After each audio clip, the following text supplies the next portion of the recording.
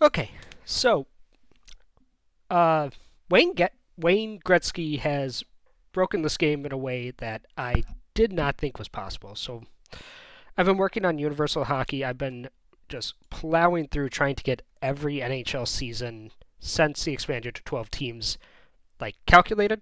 And I'm going to chop it up into two books. That's probably how I'm going to make the Kickstarter work because it would be too big otherwise. Anyway, so I was working through the 80s the last few days. This is the time where the Great One bursts onto the scene and just clobbers everybody, and the Edmonton Oilers win all their cups.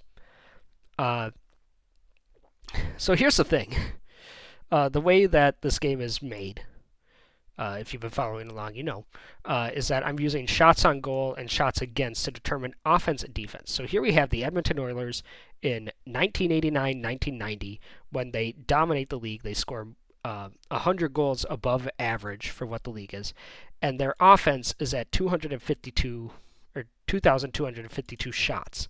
This is way below average, and if you go over here to what their stats work out for in top line hockey, or not top line, in universal hockey for their team as a whole, they come out with like one of the lowest rated offenses. Their offense, the number of shots they took was actually dead last in the league.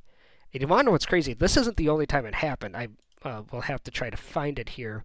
But yeah, in 86, 87, it's not the lowest, but it is way down here in terms of like number of shots taken. So here we are. We're looking at 89, 90, and the Oilers, yeah, shots taken more than 200 goals behind the league average. Goals for well above. Games won 38-28, and like I did not see the game breaking in this way, because usually like more shots on goal, just better.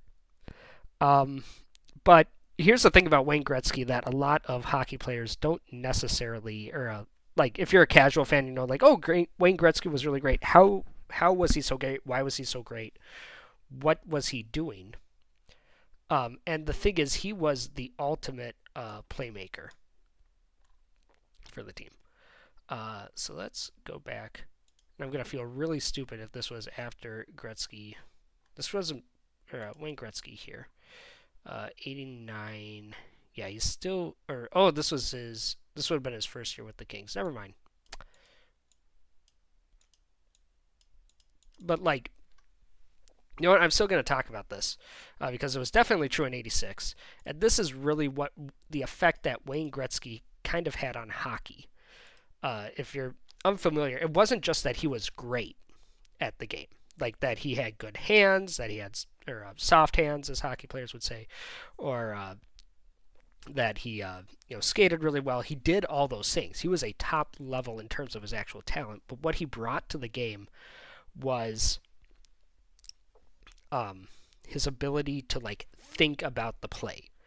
And it goes back to apparently when he was a kid. The apocryphal story is that he would watch the puck around the rink or around the ice on games, and he would like trace its path, and he would see where it would be when a goal was scored.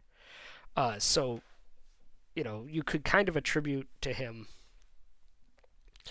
a couple of things. You know, where he was the one who was realizing, oh, take the puck behind the net, draw the defense back, pass the puck up to the slot. He was an assist machine. And if you're like, well, fine, we're going to block everyone, he was still good enough to just do it on his own and bring it out from behind the net to just score on his own.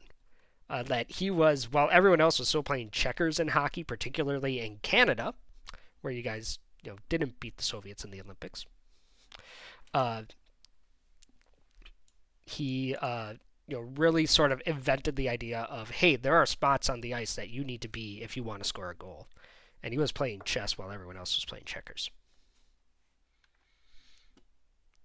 Happy weekend, everybody.